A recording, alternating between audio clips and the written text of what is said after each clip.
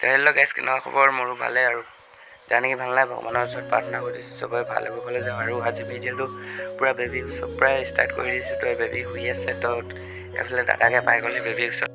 তো গাইজ মই উঠি কিনে দেখিলোঁ ৰাতিপুৱা এইফালে তিয়ঁহ আনি থৈ দিছে। তো ভাবিলোঁ এটা খাই লওঁ। তো এইফালে বেটাই মই ভাবি লৈছোঁ এটা খাওঁ বুলি, তো সেইকাৰণে খাবলৈ গুচাই ল'লোঁ। তো এইফালে বেটা খাই আছে, হ'লেও মই এটা গুচাই লওঁ।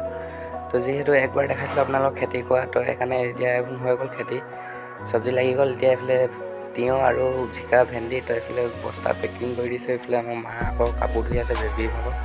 তো এইফালে ময়ো ভৰাই দিলোঁ মোনাত চব্জি আৰু জিকা ভেন্দি ভৰাই দিছোঁ। তো এইফালে বস্তাটোত ভৰাই দিছোঁ তিয়ঁহ। তো এতিয়া দাদা ওলাইছে নাম চাই যাবৰ কাৰণে, তো লোড কৰি দিছোঁ। সেইকাৰণে যিহেতু বজাৰলৈ গ'লে মানে যেনেও 2 টকামান ওলাই, তেল নিমখকৈ চলে মোৰ, কি কৰিম আৰু উপায় নাই আৰু। তো সেইকাৰণে দুফালে 2টা মোনা ওপৰত তিয়ঁহ বস্তাটো দি দিছোঁ গাইজ।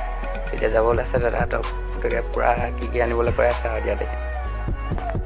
তো ফাইনেলি গাইজ ময়ো তাৰমানে সেইকেইদিন মেডিকেলত আছিলোঁ। তো ভিডিঅ' চিডিঅ' বনাব নাপাইছিলে, যিহেতু বহুত দুখত আছিলোঁ। তো সেইকাৰণে এতিয়া বহুত সুখ ক'বলৈ গ'লে বেটি হ'ল। তো ফ্ৰেণ্ডছ, কোনে কোনে ছাবস্ক্ৰাইব নাই কৰা সোনকালে ছাবস্ক্ৰাইব কৰি ল'ব দেই।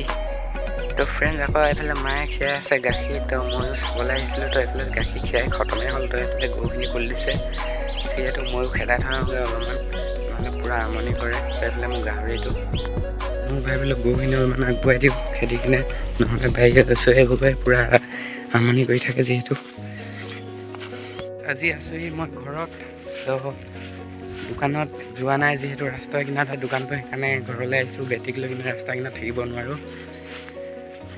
তো আপোনালোকে আশীৰ্বাদ কৰিব ভালে কুশলে চলিবৰ কাৰণে। তো আজিলৈ বাই বাই।